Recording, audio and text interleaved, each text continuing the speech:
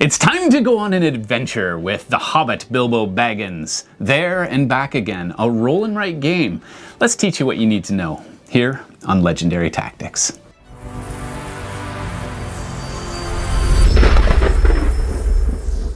So I have to say that I really like this game. This is a neat game. I did not expect to like it as much as I have. Yes, so. Thank you. Asmodee provided us with a review copy. Thank you to them for that. Yeah. This is a game that I didn't expect to like because I don't like roll and write games generally. They feel a little bit tedious to me and they feel a little bit repetitive. Yeah. We've only started sampling the first portion of the game and so far I like it and it feels like it adds to the freshness each time you get into the game. Yes. Yeah. It's very clever in how it works, and I like how well, we can share about this. But do you want to just tell us how does we'll take you through the first two adventures just really briefly. How does this first adventure work? What's the goal of the game, and how does it work? Yep. So the goal is to connect all the 12 dwarves to their to Bag End here. Yes. And if you can, also bring in Gandalf and Thorin to connect them as well. And you do that by rolling these dice. There's essentially 3 results that you can get from the dice. You either get a route that you can draw, or you get bread, or actually, sorry, there's 4. There's also wizard's hats, which can give you bonuses that are different depending on the adventure, and swords as well. So the wizard's hats are nice. They add a little bit of magic to the game because you can create different types of roadways that you need. So if you get in a pinch, then they'll help you make your way home. And they also can give you bread or swords. Yes, and in the first adventure, you just want to try and be the first to connect all 12 dwarves to Bag End by route. But you also need to feed those party guests. Yes. And so you get some bread. The more bread you get relative to the number of dwarves you have, the higher points you score. And that's what this game is. It's who can score the most points before one player connects all of the dwarves. Yes. Yeah. And you do a final scoring.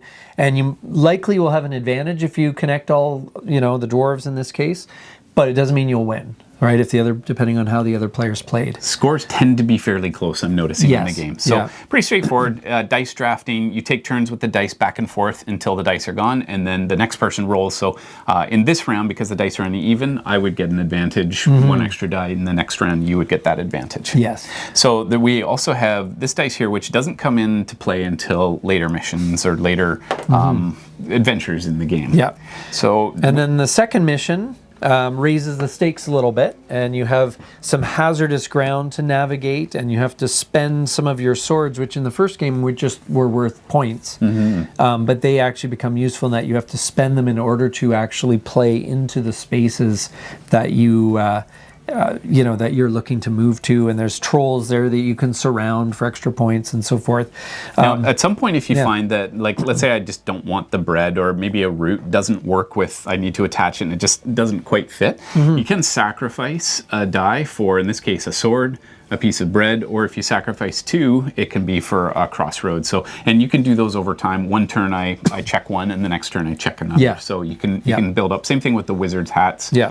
Over time, you can save those and spend them when you need them. That seems expensive. 3 hats for one. Yeah. I thought I'd try it. It did give me 10 points though, because I did surround that, which was actually the reason you ended up beating me. You ended up with 53. I ended up with 45. So without that troll, my goal was I want to race through the adventure as fast as I can, shut the door, maybe hit a couple of key elements before I got there, and shut the door quickly. But you started hitting some of those things before I could close the deal. Exactly. So smart. Yeah, it's a neat game in that it's a very relaxing game. You are kind of doing your own thing for the most part. You have to pay some attention to what your opponent's doing, but in the first game, it feels haphazard. There's roads everywhere because you can start on any of the dwarves, and this one is much more linear in that you must start here and you must end there. You must travel through here. You must travel through there. You cannot. And all your go roads back. have to be connected. All your roads have to be connected. So this one felt more like a race, and who can complete the race in the more optimal way. Yes.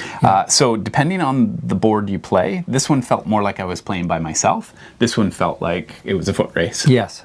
Yeah. So, but then not always the fastest tortoise wins. Yes, exactly. That's right. So the game also comes with, essentially you're playing through the story of the Hobbit. So over and under the hill, we've got the braving the misty mountains facing the stone giants. Yeah. Next up, we've got the riddles in the dark, where you face Gollum in the underneath. I guess the ring is probably part of this mission. Fill in the entirety, like every square around it, in order to, or I guess not quite every square, but the 8 squares around it. Right. And I love each playing mat has sort of, here's the condition for victory. Yes. It ends when 8 riddles are solved. And then you've got the iconography at the top, and it introduces different elements each time. So, I mean, it's just, I love seeing the scenarios and the creativity that goes into the design. Each mission you look at, it's like, ooh, that looks cool. Or there's a spider one. That one looks interesting. It's Reiner Knizia, so he's got a good eye for design, and it's neat that by the time you have time to play all of these missions, I feel like you'll be ready to try some of them a second time, or introduce new players to the game. Neat too how different components get used at different stages in the game. So like we haven't used acorns yet in our game, but we've got these little fellas here. The components are really chunky. They're really, it's double-sized cardboard. Very thick cardboard. Very thick cardboard. Very durable. Yeah.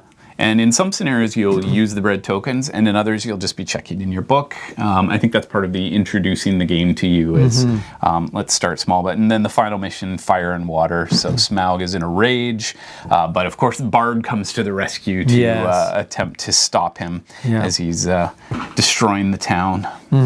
So it's a really interesting, kind of a full adventure. I think you could have a lot of fun playing this, one game a night or something like that, and have a good adventure together with the family. This is a nice addition too, that as you play, you have there's the main rule set for all of the levels, and then you have the specific, here are the rules for just this level, but it's very manageable.